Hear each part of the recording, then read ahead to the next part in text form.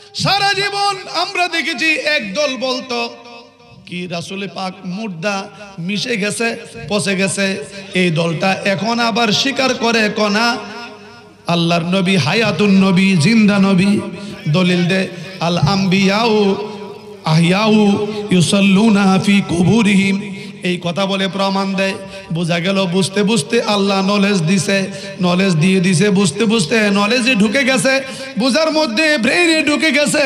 কেউ না কেউ তাকে একটা সুপরামর্শ দিনের দাওয়াত ভালো করে দিয়েছেন। যেমন কওমের একজন মুরব্বী মৌলবী মরবার আগের বছর স্বীকার করে গেছে আল্লাহর ওলিরা সুপারিশ করবে। হাদিসটা টেনেছেন বুখারী শরীফের কিতাবুত তাওহীদ থেকে, শাফাত বাব থেকে হাদিসটা টেনে বলেছেন আল্লাহর ওলিরা জান্নাতের ডিক্লার পাওয়ার পরেও তারা দাঁড়ায় থাকবে যতক্ষণ পর্যন্ত তাদের মুরিদ ভালোবাসার লোকগুলাকে উদ্ধার না করবে, ততক্ষণ পর্যন্ত তারা জান্নাতে পা দিবে না। আল্লাহু আকবার। একজন আল্লাহর ওলির পাওয়ার যদি এইটুকু হয় বলে তাহলে আল্লাহর ওলিকে জিন্দা। হ্যাঁ, আমার রাসূল যেমন জিন্দা আল্লাহর ওলিও তেমন জিন্দা। আল আম্বিয়াউ ওয়াল আউলিয়াউ দলিল আল আম্বিয়াউ ওয়াল আউলিয়াউ ইউসাল্লুনা ফি কুবুরিহিম কামা ইউসাল্লুনা ফি বুয়ুতিহিম। আম্বিয়া আলাইহিমুস সালাতু ওয়াস সালাম এবং আউলিয়ায়ে কেরামগণ যেমনি ভাবে আল্লাহর ওলিগণ জিন্দা, আল্লাহর নবী জিন্দা, আল্লাহর নবীগণ জিন্দা, আল্লাহর ওলিও জিন্দা। নামাজ এমনি ভাবে পড়ে যেমনি ভাবে তারা তাদের ঘরের ভিতরে নামাজ পড়তো। আল্লাহু আকবার বলুন। এই জন্য আমরা যাই, এখনো পর্যন্ত কিছু মানুষ আছে যাদের মাথাটা ব্যাঙের মাথা, এই মাথা দিয়ে রাসূল এখনো পর্যন্ত চিনতে পারে না। সাহাবায়ে কেরাম সিদ্দিক আকবর বলেন, আমি রাসূল পাকের নূরের ঝলকের দিকে যখন তাকাইতাম আমার চোখ বিজলি মারত। আমি দেখতে পারতাম সূর্যের দিকে যেমন তাকানো যায় না, সূর্যের দিকে তাকাইলে চোখ বিজলি মারে, নষ্ট হয়ে যায়। আল্লাহর নবীর হাকিকাতান আসল চেহারা মোবারক দেখলে চোখ বিজলি মারত। কেন? রাসূল হচ্ছেন নূরুন আলা নূর। আল্লাহু আকবার বলুন। এই জন্য দেওবন্দের প্রখ্যাত আলেম আশরাফ আলী থানভী একখানা কিতাব লিখেছেন শুকরুন নিয়ামত, একখানা কিতাব লিখেছেন, এত সুন্দর করে তার হাকিকত বয়ান দিচ্ছেন। আল ইফাজাতুল ইয়াউমিয়া শুকরুন নিয়ামত বি যিকরির রাহমাতির রাহমা কিতাবের মধ্যে লেখেন আশরাফ আলী থানভী এত সুন্দর করে এত সুন্দর করে নবীজির একটা নূর নিয়ে বর্ণনা দিচ্ছেন। আমার নবীজির সম্পর্কে কি বলতেছেন? কিতাবের মধ্যে লিখতেছেন আমার নবীজির শেষের মাথা থেকে পা পর্যন্ত পুরা বডিটা হচ্ছে নূরুন আলা নূর। উনি উর্দুতে বর্ণনা দিতেছেন हमारे हुजूर सल्लल्लाहु अलैहि वसल्लम की साया नहीं था, इसलिए कि हमारे हुजूर सल्लल्लाहु अलैहि वसल्लम से ये पा नूर ही नूर थे। এই জন্য নবীজির পা থেকে মাথা মোবারক নূরুন আলা নূর হওয়ার কারণে তার কোনো ছায়া ছিল না। আল্লাহু আকবার বলুন। আমাদের দেশের কিছু টুডাফাড়া মৌলবী, ওই টুডাফাড়া মৌলবীগুলি তারা বলে কি রাসূলকে নূর বলা যাবে না। বোঝা গেল সে নিজেও অন্ধ, এই জন্য রাসূলে পাকের হাকিকত নূর খুঁজে পায় না। আবু জেহেল বলেন আমি মুহাম্মদকে দেখতাম বড় কালো কুৎসিত। কেন? সে নিজেই হচ্ছেন তার চোখটা কুফরিয়ত দ্বারা ঢাকনা, এই কারণে রাসূলকে কালো দেখে। আর সিদ্দিক আকবর তার ঈমান দ্বারা নূর দিয়া প্রজ্বলিত, এই জন্য নূরুন আলা নূর দেখে। আল্লাহু আকবার বলুন। আপনারা বলুন আমরা নূরের পক্ষে না মাটির পক্ষে? দুইটা হাত তুলে দেখান তো। নারায়ে তাকবীর, নারায়ে তাকবীর, নারায়ে রিসালাত, নারায়ে রিসালাত, ইয়া রাসূলুল্লাহ। রাসূলপুর সুন্নি আহমদিয়া মাদ্রাসার জিন্দাবাদ মাদ্রাসা, সুন্নি মহাসম্মেলন, হযরত মাওলানা শহীদুল্লাহ জিহাদি সাহেব। এখন প্রশ্ন হলো রসুলপুরের জমিনেও যদি কোনো মাহফিল হয়, মাহফিলে গিয়ে ফুট করে বাধা সৃষ্টি করে দেয়, সুন্নি মাহফিল করতে গেলে এমুক হুজুর আসা যাবে না। কথা বলুন ঠিক কিনা? যেই ব্যক্তি করবে মনে করবেন সুন্নি মাহফিলের মধ্যে যদি বাধা সৃষ্টি করে মাহফিলে আসার জন্য, মাহফিল করতে না দেয়, জান্নাতের বাগান যারা করতে দিবে না, মূল গুড়ির মধ্যে সমস্যা। কথা কয় না রে? মূল গুড়ির মধ্যে সমস্যা না হলে জান্নাতি বাগানের মধ্যে মানুষ আসবে, কাঁদবে, চোখের পানি ছাড়বে। এই গ্রামে যখন আল্লাহর ওলিরা ঢুকে, হক্কানি আলেমরা ঢুকে, কবরবাসীদের জন্য ঈদ লেগে যায়। আইসে যখন কিছু সোয়াব পামু, কবরটা আমার শান্তি হবে। আল্লাহু আকবার বলুন। ওই সমস্ত জাহেল ছিল, আছে, কিয়ামত পর্যন্ত থাকবে। তাদেরকে ওভারটেক করে আমাদের মিশন সাকসেস করতে হবে। কথা বলুন ঠিক কিনা? কেন তারা যে এইরকম করবে এটাও আমার নবী জানে, আমার আল্লাহ আগেই জানিয়ে দিয়েছেন। হে রাসূল, আপনার ইলম নিয়ে তারা সমালোচনা করবে, আপনাকে নিয়ে পার্থক্য করতে চাইবে, তারা প্রমাণ দিতে চাইবে, প্রমাণ করতে চাইবে। রাসূল এতটুকু জানতো না। এই জন্য আমার আল্লাহ মেরাজে নিয়া আমার নবীরে এমন এলেম ডাইল্লা দিছে। মেরাজের 27 বছর কথা বলার কমপ্লিট করার পরে আমার আল্লাহ বলেন, বন্ধু চলে যাবেন, আমি তো 27 বছর কিছুই আপনাকে খাওয়াইতে পারলাম না। আল্লাহু আকবার বলুন। ওই জগতে খাওয়া চলে না। বন্ধু যখন বন্ধুর কাছে যায়, কি খাবে দেখেই তো তৃপ্তি মিটে না, এমন এক জগতে চলে যায়। মানুষ যখন বাসর ঘরের ভিতরে, সাধারণত দুনিয়ার একটা বাসর ঘরে ঢুকে, বলুন তো দেখি এই সময় কি সয়ালি সাবা না একজন আরেকজনকে দেখা তৃপ্তি মিটায়? কথা বলেন না? আর স্বয়ং আমার আল্লাহ জাতে এলাহি কুদরতের ভান্ডার, আমার স্বয়ং আল্লাহ বন্ধু ডেকে নিয়ে সামনাসামনি এক মৌলবী, এই দেশের সবচেয়ে বড় জানোয়ার, ওই মৌলবী বলেছে আল্লাহর নবী সিদরাতুল মুনতাহা পর্যন্ত গিয়েছিল, এর উপরে যাইতে পারে নাই। সে প্রমাণ দিচ্ছে আল্লাহকে দেখে নাই, দেখলে জান্নাতি চোখ লাগে। বলুন তো এই সমস্ত মৌলবীর মুখের মধ্যে একটা থুতু মারা ফরজ কিনা? বোঝা গেল নবীজির চোখটা কি জাহান্নামী চোখ ছিল, যে রসুলে পাকে দেখতে গেলে জান্নাতি চোখ লাগবে। হে কত বড় বলদ! এই বলদ মাঝে মধ্যে রকেটে উড়ে, কথা কয় না? এই বলদ মাঝে মধ্যে রকেটে উড়ে। হে ট্রাম্পের কথা হাদিসে পায়, কত বড় বর্বরা হইলে এমন কথা কয় না রে? এই বর্বরা আমেরিকার প্রেসিডেন্ট ট্রাম্পের কথা বলে তারাম হাদিসে আছে। কিরে বলো, তারাম যদি আমেরিকার প্রেসিডেন্ট, যদি তোর কথাই ধরলাম, তোর হাদিস দ্বারা বুঝলাম, যদি আমেরিকার প্রেসিডেন্ট কথা রসুলে বইলা থাকে 1472 বছর আগে, কিরে বলদের ঘরের বলো, তোর কথাই তো বোঝা যায় নবী গায়েব জানে। কথা কয় না? হেরেজি গাইলে কইব না জানে না, তোর কথাই তো বোঝা যায় নবী গায়েব জানে। নাইলে তারাম যে প্রেসিডেন্ট হবে, তারাম এটা জানে কেমনে? কেমন আউরা বলো, চিন্তা করেন। এখন আসুন যায় এই সমস্ত পাগল ছাগল, এদের ওয়াজ শোনার জন্য কিছু মানুষ পাগল হয়ে আছে, সাফুট দেয়। আমার দলের লুক হইলে এটা পায়খানা হইল মাথাত লইয়া আড়ুম, দলের লুক হইলে পায়খানা লইয়া মাথাত লইয়া আড়বো। নাউজুবিল্লাহ কইতেন না? বড় করে বলেন না নাউজুবিল্লাহ। আমি বলবো, আরে নবী, আমার নবী গায়েব জানে, আল্লাহর দেওয়া প্রদত্ত ক্ষমতা বলে। আর আল্লাহর ওলিরা গায়েব জানে নবীজির গোলামির বদৌলতে। আল্লাহু আকবার বলুন। গায়েব মানে অদৃশ্য এক জায়গার খবর আরেক জায়গায়। আল্লাহর বহু ওলিরা এক জায়গার খবর আরেক জায়গায়। কেন? মুরিদের কলবে কি ছটফট করতেছে সেটাও পর্যন্ত জানে। ক্ষমতা দিয়েছেন কে? এটারে বলা হয় কাশফের ইলম। দলিল আল ইলমু ইলমানে ওয়া হুয়া ইলমুল মুআমালা ওয়া ইলমুল মুকাশাফা। একটা শরীয়তের ইলম আর একটা মারিফতের ইলম। ইলমুল মুকাশাফা ওয়া হুয়া নূরুন, এটা একটা আলো, ইউজহারু ফিল কালবে, প্রকাশ হয় অন্তরে, ওয়া ইউশাহিদা বিহিল গায়বা। আল্লাহর কোন বান্দা যদি অর্জন করে এক জায়গায় বসে রসুলপুরের জমিন থেকে তামাম পৃথিবীর খবর নিতে পারে, তাহলে আমার নবী কি জানে না? আজকে যে মাহফিলটা হচ্ছে, আমিনুল ইসলাম, মুফতি আমিনুল ইসলাম তার মাদ্রাসার ছাত্রদের পাগড়ি পরানো উপলক্ষে মাহফিল হবে, এটা আমার নবীজির নলেজে আছে কি নাই? কে মাহফিলে আসবে এটাও আমার নবীজি জানে কি জানে না? দুনিয়ার সব খবর আমার নবীজির জানা আছে কি নাই? দলিল ইন্নাল্লাহ রাফালিদ দুনিয়া ফানা আনজুরু ইলাইহা ওয়া ইলা মা হুয়া কায়নুন ফিহা ইলা ইয়াউমাল কিয়ামাতি কান্নামা আনজুরু ইলা কাফি হাযা। রাসূল বলেন, আল্লাহর জমিনটাকে আমার সামনে এমনি ভাবে তুলে ধরেছেন, আমি জগৎটাকে এমনি ভাবে দেখতে পাই যেমনি ভাবে আমি আমার হাতের তালাটাকে দেখতে পাই। কিতাবের নাম আফজালুল কুরআন, আল্লাহর নবী জানে। কিতাবের নাম ফতুল বারি, আল্লাহর নবী জানে। কিতাবের নাম ইরশাদুস সারি, আল্লাহর নবী জানে। কিতাবের নাম জামিউন নাহায়াত, আল্লাহর নবী জানে। কিতাবের নাম তাফসীরে রুহুল বায়ানের প্রথম খণ্ডে 453 পৃষ্ঠায় আল্লাহর নবী জানে।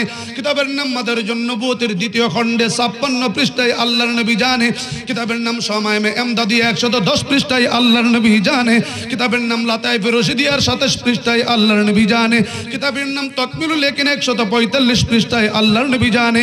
কিতাবের নাম তাফসীরে নিশাপুরি আল্লাহর নবী জানে। কিতাবের নাম তাফসীরে কবির আল্লাহর নবী জানে। দলিল কওলু জমহুরিল মুফাসসিরিন আন্নাল গায়বা হুয়াল্লাযী ইয়াকুনু গায়বা আনিল খিসসাতি সুম্মা হাযা ইয়ানকাসিমু ইলা মা আলাইহি দলিল ওয়া ইলা মা লা দলিল আলাইহি। যাহা দলিলে নাই, কোরআনে নাই, হাদিসে নাই। মায়ের পেটে সন্তান ছেলে হবে না মেয়ে হবে, জীবিত হবে না মৃত হবে, ইমানদার অবস্থায় মরবে নাকি বেঈমান অবস্থায় মরবে, সব আমার নবীজির জানা আছে কি না। কিতাবের নাম তাফসীরে নিশাপুরি।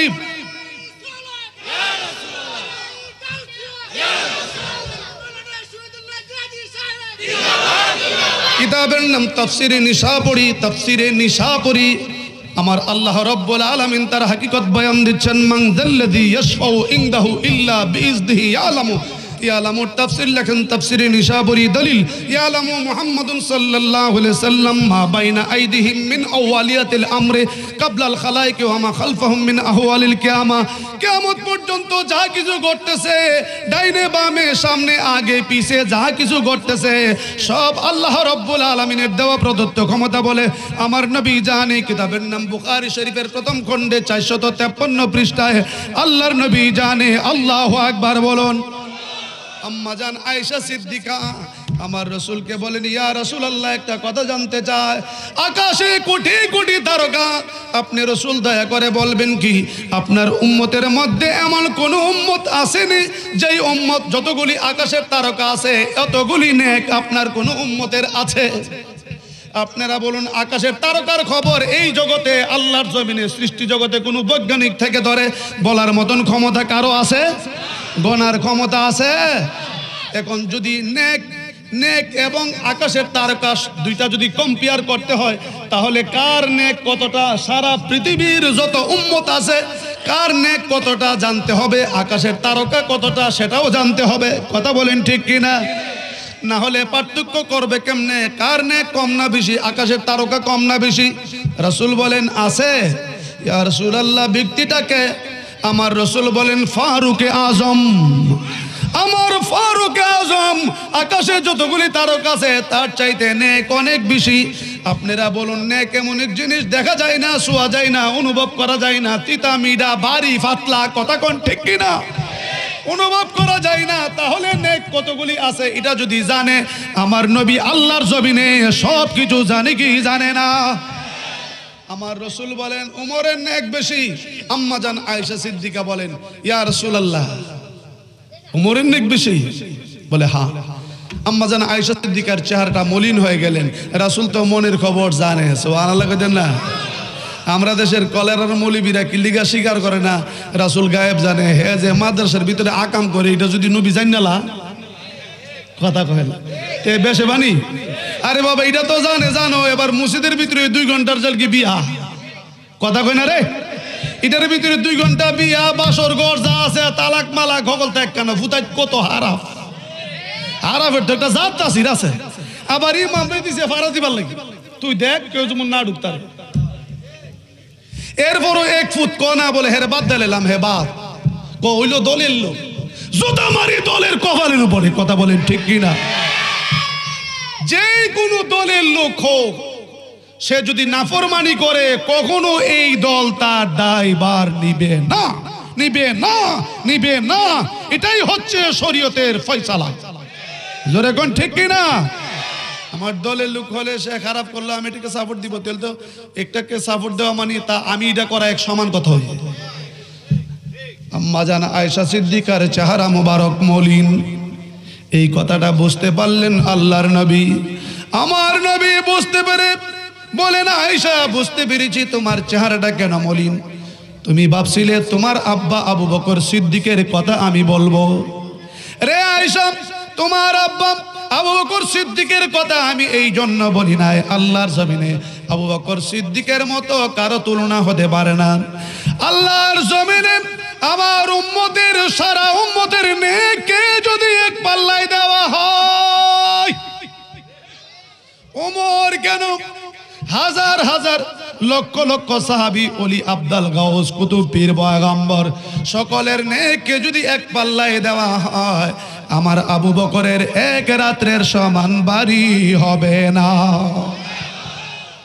কম্পেয়ার করো।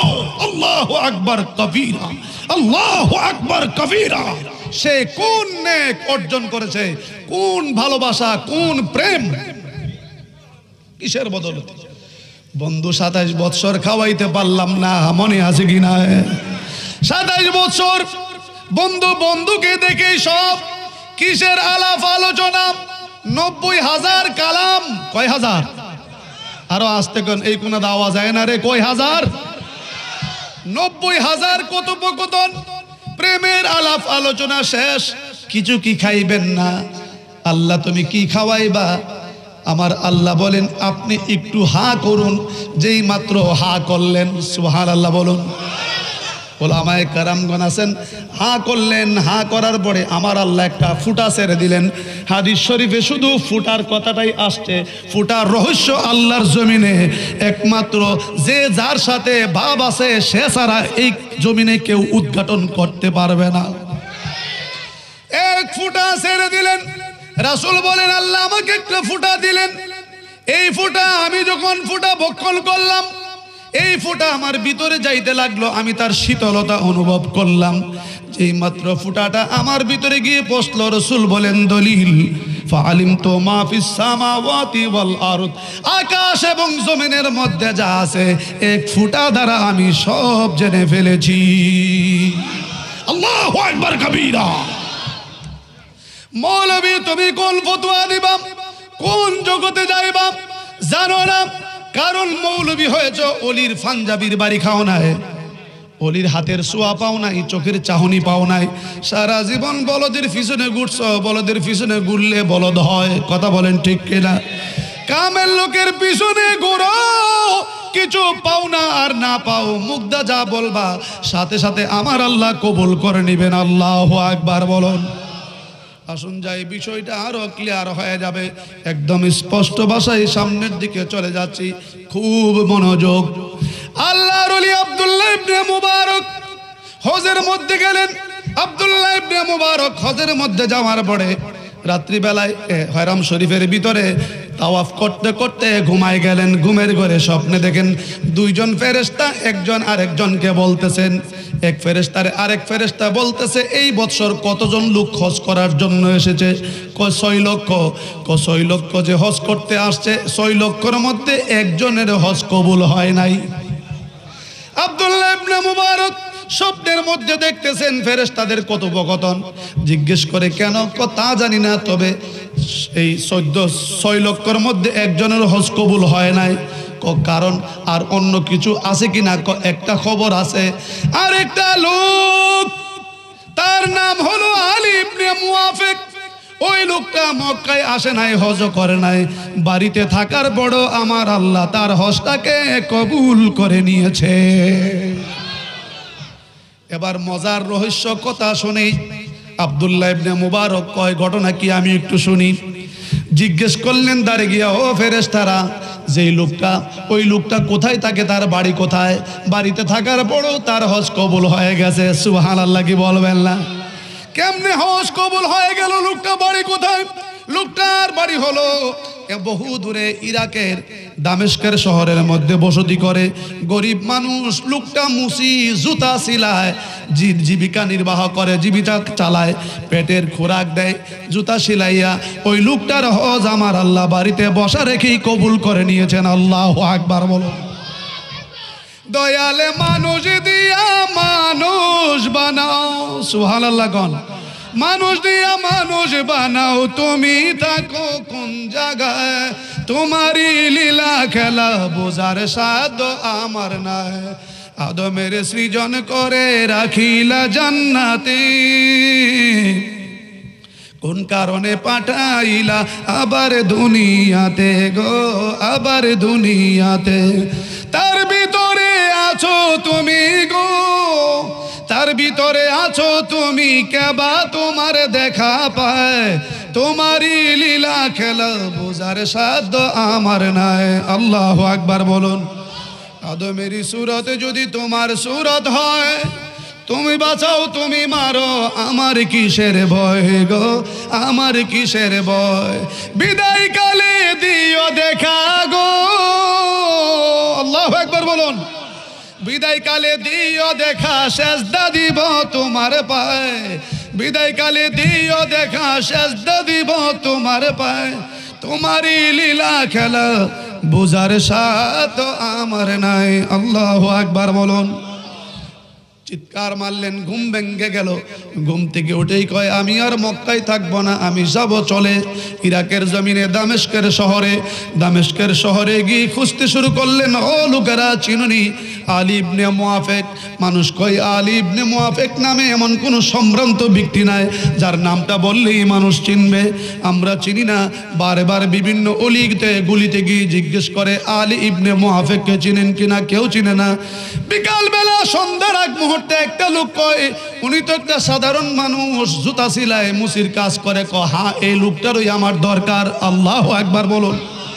আরো আস্তে কোন আল্লাহু আকবার। হায় হায়, আস্তে আস্তে করে তার ঘরের দরজায় গিয়ে টুকা দিলেন। লোকটা বের হলো, আল্লাহ ঢিলা ঢালা জামা পরে জিজ্ঞেস করেন আসসালামু আলাইকুম মানান্তা, সালাম আমার গ্রহণ করুন, আপনার উপরে সালাম। তবে আপনার কে, আপনার পরিচয় কি? মানান্তা, আপনি কে? ইসমুকা, আপনার পরিচয় কি, আপনার নাম কি? মা ইসমুকা, সুবহানাল্লাহ বলুন।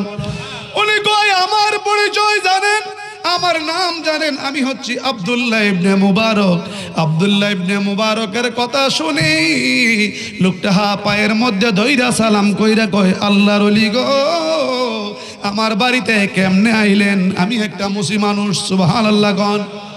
আমি এমনি আসি নাই, আমি এসেছি বড় একটা গুরুত্বপূর্ণ খবর নিয়া। কি খবর? রাত্রিবেলায় আমি ঘুমাইছিলাম হেরাম শরীফের ভিতরে। ঘুমের ঘরে স্বপ্নে দেখলাম ফেরেশতারা কথোপকথন করছে। ফেরেশতারা কথাবার্তা বলতেছে। 6 লক্ষ এই বছর হাজি হজ করেছে, একজনের হজও কবুল হয় নাই, কিন্তু একটা লোকের হজ কবুল হয়েছে। ওই লোকটা মক্কাতেই আসে নাই। জিজ্ঞেস করলাম আমি কি ফেরেশতাদেরকে, লোকটার নাম কি? আলী ইবনে মুআফিক। তাকে কোথায়? দামেস্কে। সুবহানাল্লাহ বলেন। এই মাত্র কথাটা বলার সাথে সাথে ওই মুসি ব্যক্তি আলী ইবনে মুআফিক ধ্রিম করে জমিনে পড়ে গেলেন। মাথার ধইরা চোখের পানিগুলি জার জার করে ছাড়তেছে। ও আল্লাহর ওলি আব্দুল্লাহ ইবনে মুবারক, আপনি আসছেন ভালো একটা খবর নিয়ে, কিন্তু আমার জীবনে এমন কোনো ভালো কাজ আমি করি নাই, আমি এমন কোনো উত্তম কাজ করি নাই, আমি এমন কোনো বড় কাজ করি নাই যেই কাজের বিনিময়ে আমার আল্লাহ আমার হজটাকে কবুল করে নিয়েছেন। আমি তো হজেই যাই নাই। একটা কিছু তো হয়েছে বলেন। ছোট্ট একটা ঘটনা ঘটছে, এটা আমি জানি। ঘটনাটা শোনার জন্যই তো আমি মক্কা সাইরা তোমার কাছে আইছি। বলুন না ইয়া রাসূলুল্লাহ, বলুন না আল্লাহু আকবার। ঘটনাটা হলো আমার স্ত্রী হামেল অবস্থায়, তার খাবার ইচ্ছা হচ্ছে গরুর গোশত খাবে, কিন্তু আমার এত টাকা নাই বহুদূর থেকে গরুর গোশত এনে তাকে খাওয়াইব। ওই মহল্লায়, পাশের মহল্লায় একটা মহিলা গরুর গোশত রান্না করছে। গোশতের রান্নার ঘ্রাণ, তরকারির ঘ্রাণ আমার স্ত্রীর নাকের মধ্যে আওয়াজ করলে আমার স্ত্রী আমাকে ডেকে বলেন, স্বামী গো, আমার বড় স্বাদ জাগে, আমার বড় ইচ্ছে হয় একটা গোশতের টুকরা দিয়া যদি কটা ভাত খাইতে পারতাম, জানি না বাসি না মরি। আমাকে গিয়া মহিলাটার কাছে গিয়ে আমার কথা বলুন, বললেই একটু তরকারি দিবে। বেটা কয় আমি পারতাম না, অতলা ফেরফেরি করিস না, মানুষের ঘরের তরকারির গ্রান শুনলে খাইতে মনে চায়। এমন কথা কয়েন না, আমি হামেল অবস্থায় একটু যান। বিড়ে তো আবার বাইল বুল জানে, কথা কয় না রে। সুন্দর করে আমার কয় মনা যাওগা যাওগা, মনা যাওগা। দেখছেন না অনেক বিড়েতে এক বেড়ার হে বই আত তুললে হাও আর কি নলা দিয়া হে মন কলেরা হার ক তুমি যে আদর করতেছ, আমার মা ও জীবনে অত আদর করছে না।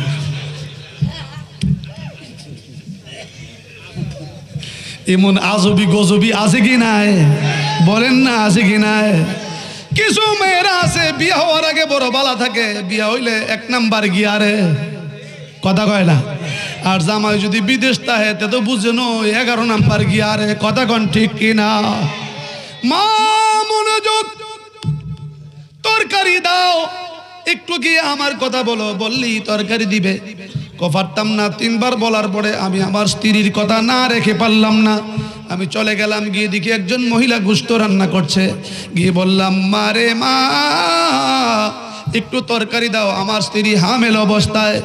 তো মহিলারা কিন্তু এই অবস্থায় একজনের কথা শুনলে আরেকজনের উপর দরদ জাগে। কথা বলুন ঠিক কিনা?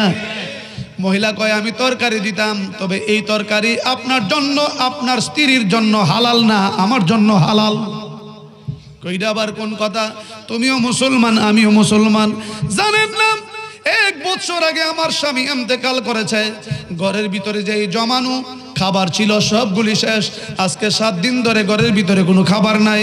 আমার ছোট্ট ছোট্ট 2টা মেয়ে বাচ্চা আছে। আমার ছোট্ট ছোট্ট 2টা মেয়ে বাচ্চা, পেটের চামড়া পিঠের মধ্যে লেগে গেছে, খাবার দিতে পারি না। মা মা বলে, আমি কোত্থেকে খাবার দিব? আমার গলায় আঞ্জাদা দইরা কান্দে, চোখের পানিগুলি সারে আর কয়, মাগো 7 দিন খাইতে পারি নাই, শুধু পানি খাইয়া পেটের চামড়া পিঠে লেগে গেছে, আমরাই বুঝি মরেই যাব, থাকতে পারবো না। ও মা, একটু খাবারের ব্যবস্থা করো।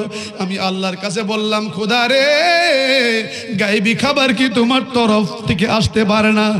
আমি কান্নাকাটি করে একটা থলি নিয়া, একটা ছুরি নিয়ে বাড়ি থেকে বের হয়ে দেখি মাঝখানে, বন্ধের মাঝখানে, হাওরের মাঝখানে একটা মরা গরু পইরা রইছে। আমি বাচ্চাদেরকে বলতে দেই নাই, আমি চামড়াটা সিল্লা একটা গোশতের টুকরা আইনা বাচ্চাদেরকে বুঝাই নাই, কারণ তারা শক করবে মরা গরুর কথা শুনলে। আমি মাসালা জানি, যেইটুকু খাইলে জান বাঁচবে ততটুকু খাওয়া জায়েজ। আল্লাহু আকবার বলুন।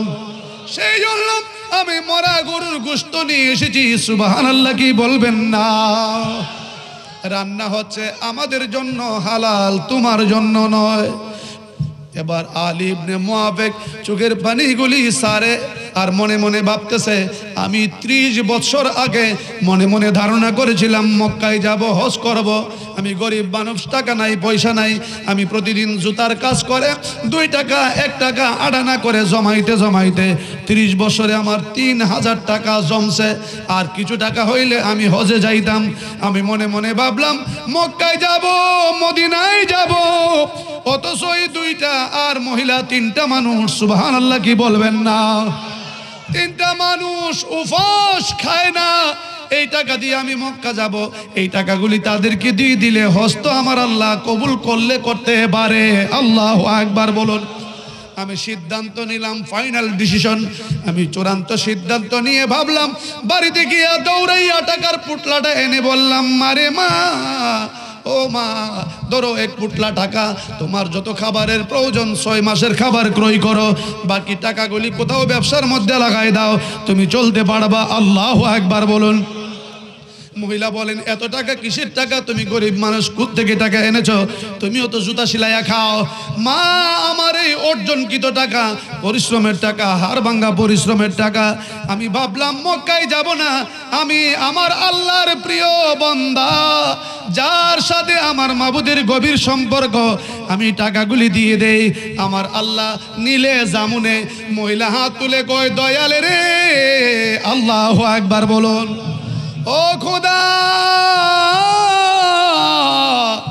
যেই মানুষটার জমানো টাকা হজ করার জন্য হজে না গিয়ে এই টাকাগুলি আমাদেরকে দিয়ে দিল, তোমার কাছে হাত তুললাম, তার হজটা কি বাড়িতে তুমি কবুল করতে পারো না? ও আব্দুল্লাহ ইবনে মুবারক, আমি জানি এর বাইরে আমি আর কোনো কিছু করি নাই। আব্দুল্লাহ ইবনে মুবারক বলেন, যা বুঝার আমি বুঝে ফেলেছি, যা শোনার আমি শুনে ফেলেছি। তোমার ওই মহিলা যে আল্লাহকে ডাক মেরেছে, আমার আল্লাহ সাথে সাথে কবুল করে, তোমার ঘরের ভিতরে রেখেই তোমার হজকে কবুল করে নিয়েছে। বলেন আল্লাহু আকবার। আরে একটু জোরে বলুন আল্লাহু আকবার। বলুন, আমার আল্লাহর ক্ষমতা আছে কি নাই? আল্লাহর রাস্তায় দান খয়রাত করলে আমার আল্লাহ মনের বাসনা কবুল করতে পারি কি পারে না?